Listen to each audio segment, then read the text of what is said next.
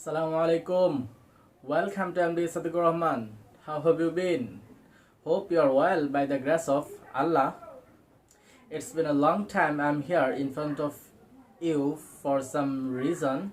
I was suffering from fever, that's why I didn't upload it regularly structured class. That's why today I am in front of you. Hope I will continue it inshallah. So কেমন চলছে তোমাদের practice?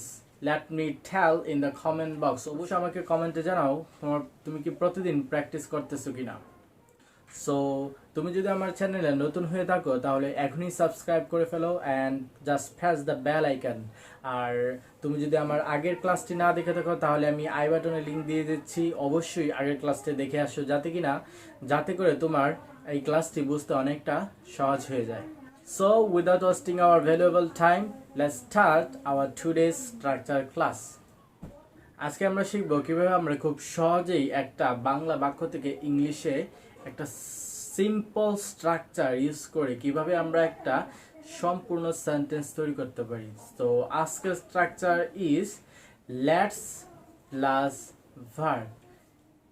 একদম easy structure, এর চাইতে easy structure I have never seen in my life. যেরকম আমরা use করতে পারি let's plus verb, let's go চলো যাই, লেটস প্লে চলো খেলি। ধরে নাও তুমি তোমার বন্ধুদের সাথে কি এখন বসে বসে আড্ডা দিতেছো, তো তুমি এখন বন্ধুদের সবাইকে উদ্দেশ্য করে বলতে পারবে লেটস প্লে ক্রিকেট, চলো আমরা ক্রিকেট খেলি। অথবা কি তোমরা নদীর পাড় দিয়ে হাঁটতেছো, অথবা তোমার বাড়ির সামনে একটা পুকুর আছে, সেখানে কি তুমি বসে আছো, সাথে আর কয়েকজন তোমার বন্ধু অথবা কি তোমার কাজিন আছে, তো তুমি সবার উদ্দেশ্যে বলতে পারো let's jump into the pond, চলো পুকুরে ঝাঁপ দেই। অথবা বলতে পারো let's swim in the pond. অথবা যদি তোমার বাড়ির সামনে একটা নদী থাকে তো তুমি সবাই বলতে পারো কি যে let's swim in the river. একদম ইজি না স্ট্রাকচারটা? আই থিঙ্ক যতটা আমার কাছে সহজ তার চেয়েও তোমাদের কাছে এই স্ট্রাকচারটা সহজ।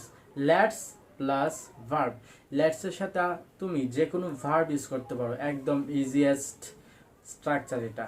ধরো চলো আমরা আরও কতগুলো সেন্টেন্স তৈরি করি।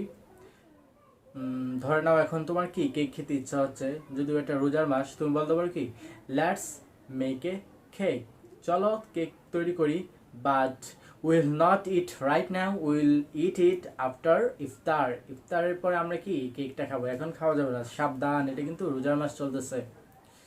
সো এরকমভাবে তুমি দৈনন্দিন জীবনে অসংখ্য সেন্টেন্স তৈরি করতে পারো।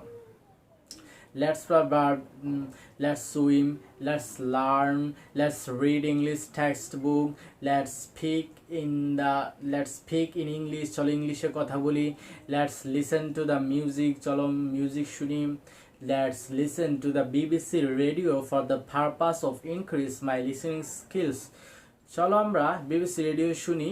কেন শুনবো আমরা বিবিসি রেডিও? আমাদের যে লিসেনিং স্কিলস, আমাদের যে ইংরেজি শোনার যে দক্ষতা, সেটা ইমপ্রুভ করার জন্য চলো আমরা বিবিসি রেডিও শুনি। অবশ্যই you have to watch BBC radio to improve your listening skills, because listening skills is very important. Without improving your listening skills you will not be able to catch a native speaker sound. যখন একজন foreign country থেকে যে আসবে, একজন বিদেশি যে কিনা ইংরেজ দেশ থেকে আসবে, যে ইংলিশে কথা বলে অভ্যস্ত, তার অ্যাকসেন্ট্রেশন আপনি কখনোই বুঝবেন না যদি আপনার লিসেনিং স্কিলস ইমপ্রুভ না থাকে। সো আজকে এই পর্যন্তই। This is for today, see you my next video. Till then practice this structure and আল্লাহ হাফেজ।